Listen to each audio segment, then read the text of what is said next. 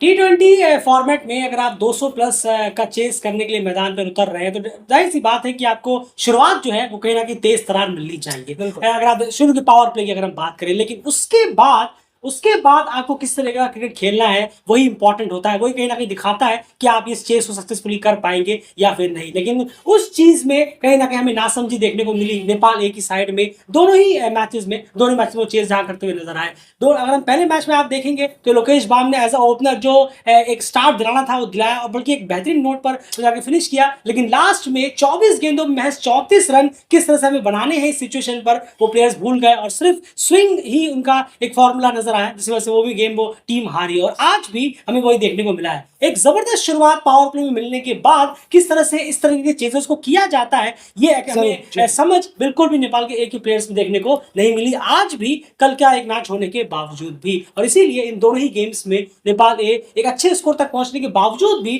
दोनों बार हार का सामना नहीं करना पड़ा और वो चेस से काफी दूर हो गए, और 2-0 से इस 3 मैच की सीरीज में आयरलैंड वॉल्स जो है वो ऑलरेडी आगे अब निकल चुकी है। एंड आज की मैच की बात करते हैं, फेस बाय फेस से जाने की कोशिश करते हैं सबसे पहले। बिल्कुल। 1 से 6 ओवर की बात करें तो आयरलैंड ने 46 रन बनाए 1 विकेट के नुकसान पर। वहीं नेपाल ए ने 87 रन बनाए 1 विकेट के नुकसान पर। बहुत बेहतरीन तरीके से नेपाल ए आगे था पहले फेज पे। 7 से 15 ओवर की बात करें तो 103 रन बनाए आयरलैंड ए ने 4 विकेट के नुकसान पर।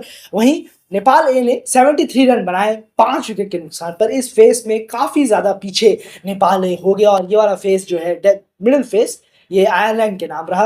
वहीं आखिरी फेज की बात करें तो 75 रन 16 से 20 ओवर में जोड़े आयरलैंड ए ने 1 विकेट के नुकसान पर। वहीं नेपाल ए ने 24 रन बनाए चारों विकेट अपने इस फेस में गंवा दिए और आयरलैंड ए 224 रन बनाने में कामयाब रहा 20 ओवर के बाद। वहीं नेपाल ए 184 रन तक पहुंच पाया और काफी रनों से इस मैच को हार। बिल्कुल 40 रन से कहीं ना कहीं उस गेम को हारते हुए नजर आए हैं। तो ये फेस बाय फेस काल रहा था। तो मैंने आपसे कहा कि शुरू के पावर प्ले में 87 रन टीम ने जोड़ लिए, लेकिन उसके बाद भी क्या हमें इसी तरीके का क्रिकेट ऑन रखना है?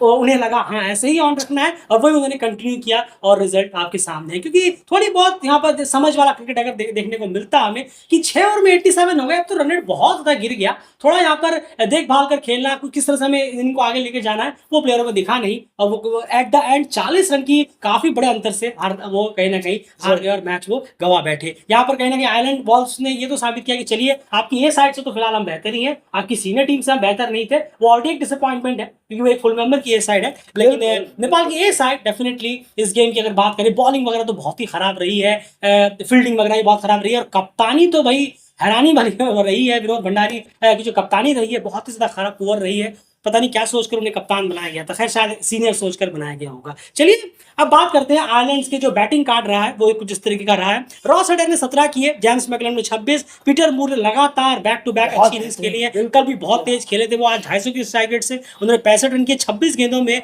नील रॉक ने नीचे आकर और ताबड़तोड़ फिनिश किया, 34 गेंदों में महज 71 रन उन्होंने लगा दी 208 की स्ट्राइक रेट से। और बाकी जो गैरेट डिनाली और फियोम हैंड ने भी थोड़ा बहुत कंट्रीब्यूट किया लोअर ऑर्डर में आकर। अब अगर बात करें यार नेपाल की बॉलिंग कार्ड की, तो बॉलिंग कार्ड उनका क्या क्या कहता है? 224 रन लुटाए हैं बॉलर्स ने। बिल्कुल आज फिर बहुत पुअर बॉलिंग नजर आई। सिर्फ सागर ढकेल हैं जिन्होंने 4 ओवर में 33 रन और 3 विकेट निकाले। अच्छी बॉलिंग उन्होंने कराई है।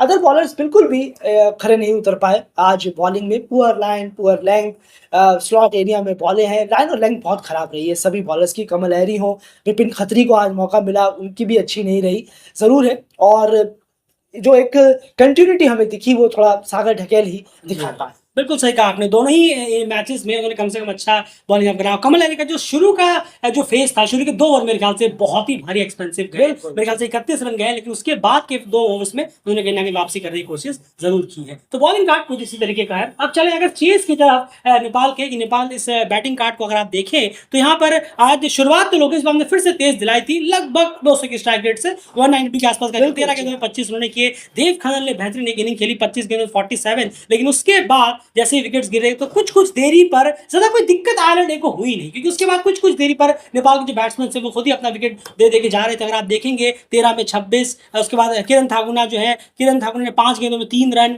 आरिफ शेख आज बिल्कुल नहीं चले। कल एक अच्छी इनिंग आई, 10 गेंदों में 14 रन, 23 गेंदों में 27 बशीर। उसके बाद पवन श्रॉफ यहाँ पर भी उन्हें एक मौका मिला, यहाँ पर भी उसे वो यूटिलाइज करने में कामयाब नहीं रहे। बॉलिंग पे भी काफी रन उनके खर्च हुए हैं और बैटिंग में भी सिर्फ 6 गेंदों में 10 रन बनाकर आउट हो गए। कुछ ऐसे प्लेयर्स हैं जिन्होंने पहले मैच से दूसरे मैच में कुछ खासा कंट्रीब्यूशन नहीं दिया, यानी आप कह सकते हैं कि 2 मौके गंवाए हैं। उस लिस्ट में कुछ ऐसे प्लेयर्स भी अगर आप देखेंगे, किरण थाकुना की बात करें, उसके बाद यहाँ पर देखें अगर राशिद खान की बात करें, कुछ ऐसे पवन श्रॉफ को भी मौका मिला, पवन श्रॉफ को भी उन्हें सीनियर साइड में भी मौका मिल रहा है, नेपाल ए की साइड में भी मौका मिल रहा है। बिल्कुल परफॉर्म करने का कोई नामो निशान नहीं है।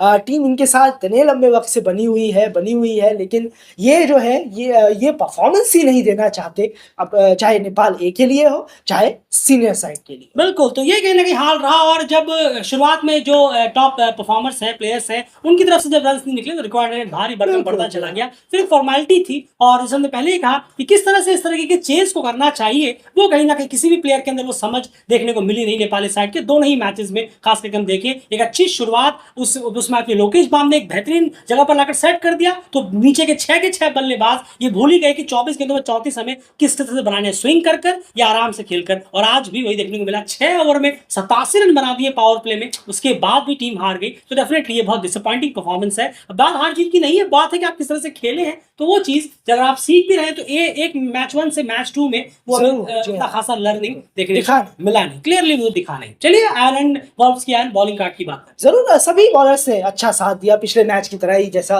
आयरलैंड वॉल्व्स की तरफ से देखने को मिला कि सारे बॉलर्स जो हैं वो विकेट निकाल रहे हैं। पिछले मैच में हमने देखा था कैसे हैंड, फॉस्टर और हम्फ्रीज ने मिलाकर विकेट निकाले थे।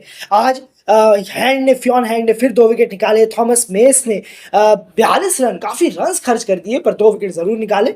यहाँ बेन वाइट ने काफी अच्छी बॉलिंग कराई, 4 ओवर में 29 रन 3 विकेट, जैसा सागर ठक्कर ने अपनी टीम के लिए कराया था, 3 विकेट निकाले, वैसे ही सिमिलर रहा। लेकिन यहाँ पर सभी बॉलर्स ने वक्त पर विकेट निकाला, जो नेपाल ए के बॉलर से साथ मिला नहीं। बिल्कुल, तो ये कहीं ना कहीं हाल रहा और 40 रन से इस गेम को नेपाल हार गया और 3 मैच की सीरीज में 2-0 से ऑलरेडी आयरन वॉल्व्स इस सीरीज को जीत चुका है। 1 मैच और है, अब वो व्हाइट वॉश होता है या फिर नेपाल उस मैच को जीतकर 2-1 से इस सीरीज को फिनिश करती है। ये कहीं ना कहीं देखने वाली बात